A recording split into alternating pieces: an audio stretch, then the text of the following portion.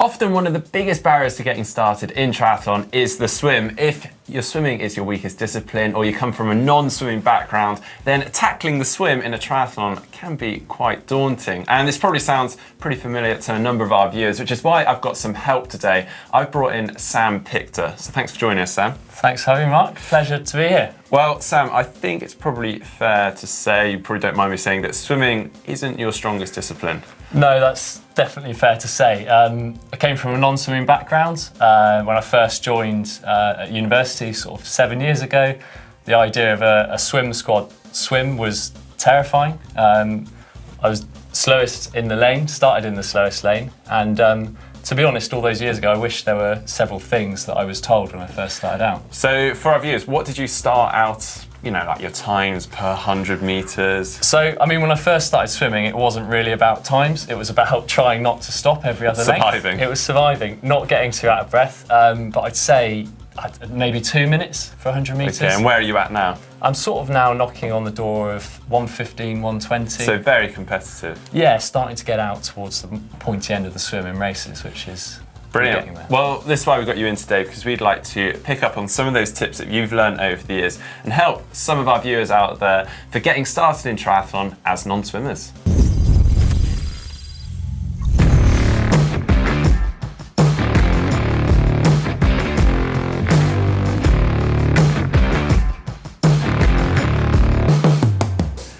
Okay then, Sam, what is your first tip for us today? So the first tip, Mark, is breathing. Now, we all breathe very easily when we're running, when we're cycling, but swimming takes some practice. When I first started out swimming, I remember the coach at the university sort of said, Sam, look, when your head's underwater, breathe. Which sounds quite odd. That didn't make sense to me, but what he meant was breathe out. And it then clicked that actually it's just breathing out steadily when your head's underwater. So a few drills you can do, just go to a quiet pool, put your head underwater, breathe out slowly, just get that trickle of bubbles coming out. And if you practice that, build that into your swimming, it won't take long until you can relax and really start to enjoy your swimming. Now, I do actually know from having coached a little bit in the past, from athletes that hold their breath, actually that creates a lot of tension in the upper body, which then restricts your arms when you're swimming. So it is like a win-win, really. And the funny thing is, by breathing out, you'll find that you get to the end of each length and you don't need to stop for rest. Okay, tip number 2 for us, Sam. Tip number 2, Mark, relax and take your time.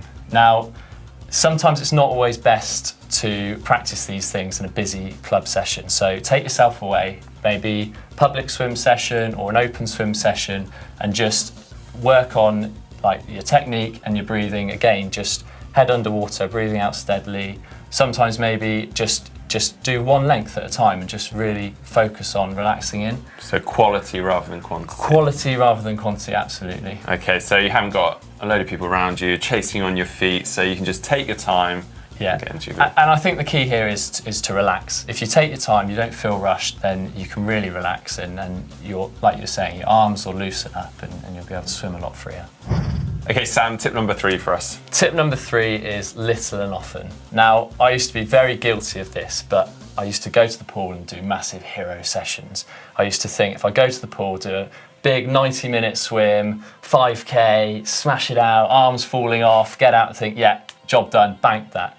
But I've come to learn that's just not the way to do it. Your technique falls apart, and really it's about frequency, not quantity. Yeah, so you're spread out over shorter swims, so what, 3 30-minute swims rather than 1 90-minute swim? Absolutely, took the words right out of my mouth. It's just, yeah, frequency, getting in the pool, not leaving it too long in between every swim that you do. Yeah, because then you're not reinforcing technique in that time, so you're then having like 4, 5, 6 days between each swim. Absolutely, and as an adult onset swimmer, without that years of background in swimming, it's really about getting in often, getting those frequent touches of the water so that your brain just starts to really learn it. I like it, feel for the water.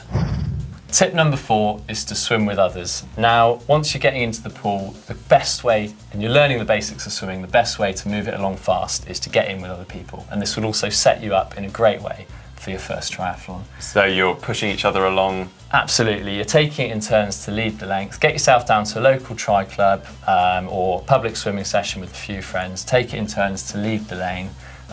You'll then have to count lengths, you'll have to think about your pacing, all good things that will feed into your first triathlon. And also it's that, the responsibility of taking on the pacing and what time you go off on the clock, if you use a clock. Yeah, when I first started swimming, I was so guilty. I had my triathlon watch and I'd hit the wall, press stop, beep, and then 5 seconds later, beep, and I could see other swimmers looking at me going, what's he doing? And really it's, if you're gonna swim, try and swim like a swimmer, and that means using that funny looking clock on the wall. Brilliant, yeah, so you really get in tune with your pacing. But also, I guess, actually just jumping in a public lane that's busy, you're in close proximity to a lot of swimmers, which we need for triathlon. Absolutely. In a race, you're not going to have it all your own way, so getting used to the chop on the water, other swimmers sort of in and around you. Just makes you aware of what's going on and how to follow feet and whatnot. Absolutely, so useful. Okay, next tip number 5. Tip number 5 are drills. Now, I wish someone had told me about drills when I first started swimming all those years ago. Drills are the most effective and efficient way of becoming a faster swimmer, and they're the easiest thing to do, really. When I first started swimming, if I had 40 minutes, I'd jump in and I'd just swim up and down for 40 minutes. If I had 20 minutes, up and down 20 minutes. I think probably a lot of our viewers are quite guilty of this. Absolutely, and I was. But when you've got drills, it's just the best way of just perfecting your technique, saving energy. And when you jump in the pool and you see that person just gliding past you in the lane next to you effortlessly, that's because they've been doing their drills. Yeah, so I guess the idea of drills is that you're breaking your stroke down and you're working on basically specific parts of the stroke and really kind of reinforcing and over-exaggerating the good technique that you need. That's exactly it. Try and do them fresh, so warm up every time. Build drills into every session you do. Do them at the beginning, and you can do them at the end. Okay, and I guess actually a really important thing about the drills is understanding why you're doing it and the purpose of it. You need to know the purpose of every drill, why you're doing it, and how to do it properly. You don't want to be practicing bad technique. Like you said, drills are about breaking it down, doing one thing and giving the brain one thing to think about at a time. Now, my final point today is feedback. Now, this is just the most useful tool. If you've got the time and the space and friends, take them down. Not me. Take them. I'll come for you, Matt. Take them down to the pool. Get them to watch you swim and give you feedback. And you can also give them feedback and watch them swim. And it just helps you to tweak things. Okay. So does this include filming as well? Yeah. If you've got the ability to, then filming is just so useful. I remember when I first got filmed. I first started swimming, started to improve a bit, and I felt like I was Michael Phelps, flying through the water. Saw myself on film and my legs were sinking, my arms were flailing, and it sort of knocked me back a bit, but actually it gave me the impetus I needed and the feedback I needed to just correct those things. And I guess from that sort of relates back to our last point on drills. You can figure out what your weaknesses are, what you need to work on, and start picking out those drills that are specific to that. Absolutely. So, for example, I realised I wasn't following through on my stroke, so I started to speak to my coach and work out what drills we could do to correct that. Fantastic. Well, that has been really interesting, so thanks ever so much for sharing your experience and your tips with us, Sam. Thanks for having me, Mark. And remember, it's worth noting that this stuff doesn't happen overnight. It takes frequency, little and often, but just get in and keep going and you get there. Yeah, I couldn't agree more. Well, thanks again for that. And if you'd like to see more videos from GTN, just click on the globe and subscribe. If you'd like to see our How to Breathe When Swimming video, just click down here. If you'd like to see our video on how to train for your first triathlon, click down here.